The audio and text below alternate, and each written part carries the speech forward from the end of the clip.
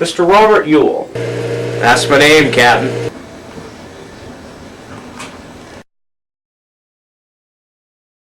Are you the father of Mayella Ewell?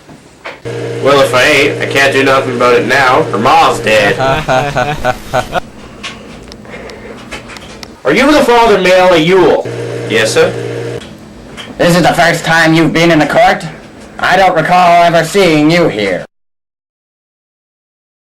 Well, let's get something straight. There will be no more audibly obscene speculations from anybody on any subject in this courtroom. As long as I'm sitting here. Do you understand?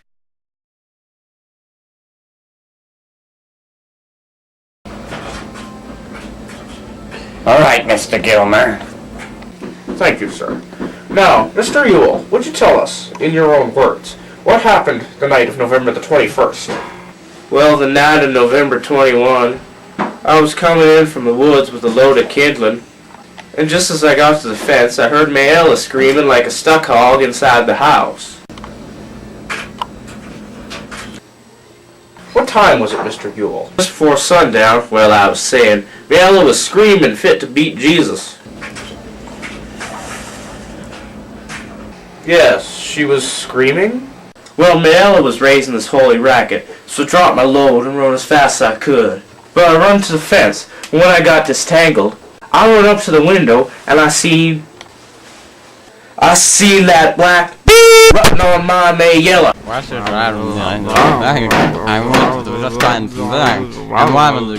Mr. Jem, you ought to take Miss Jean Louise home. Mr. Jem, do you hear me? Oh, you can still go home. Gotta make me first! It's okay, Reverend. She doesn't understand it. I most certainly do. I can understand anything you can. Oh, hush. She don't understand it, Reverend. She ain't 9 yet. Mr. Finch, know you guys are here?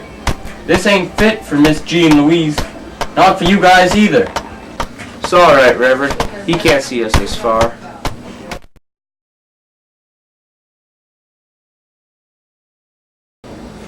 There has been a request that this room be cleared of all spectators, or at least women and children. A request that has been denied for the time being.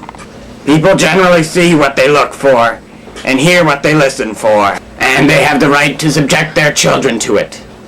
But I can assure you one thing. You will receive what you see and hear in silence, or you will leave this courtroom. But you won't leave it before the whole boiling lot of you come before me in contempt of court. Mr. Ewell, you will keep your testimony within the confines of Christian English, if that is possible. Mr. Ewell, did you see the defendant having sexual intercourse with your daughter? Yes, I did. Proceed, Mr. Gilmer. You say you were at the window. Yes, sir. How far was it from the ground? About 3 foot. Did you have a clear view of the room? Yes, sir. I see. And how did the room look? Well, it was all slung about like there was a fight. And what did you do when you saw the defendant? Well, I ran around the house to get in, but he ran out the front door just ahead of me. I saw who he was, all right, but I was too distracted by Mayella to run after him. I run in the house, and she was lying on the floor squalling. And then what did you do? Well, I run for Tate as quickly as I could. I know who it was, all right. Lived down in the nest.